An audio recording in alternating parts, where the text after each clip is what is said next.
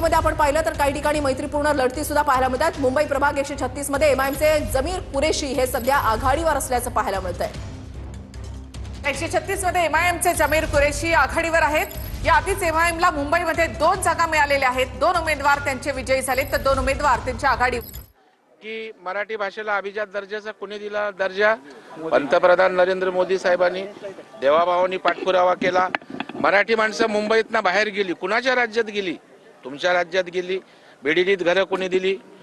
देवाभाऊंनी दिली, एकनाथरावजी शिंदेने दिली।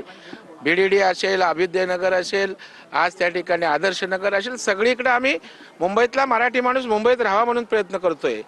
ज्यांनी त्या ठिकाणी आयुष्यभर मराठी माणसांच्या नावावर दुकान सुरू केलं होतं। बाळासाहेबांचा हिंदुत्वाचा विचार, विकासाची भूमिका शिंदे साहेबांसोबत आली। आता यांचं दुकान बंद झालेलं आहे।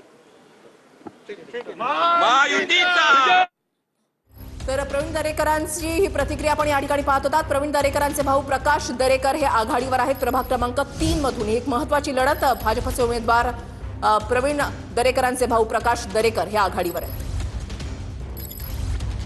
मुंबईमध्ये प्रभाग 3 मध्ये प्रवीण दरेकर यांचे बंधू प्रकाश दरेकर हे आघाडीवर आहेत। दैसरमधून प्रकाश दरेकर आघाडीवर।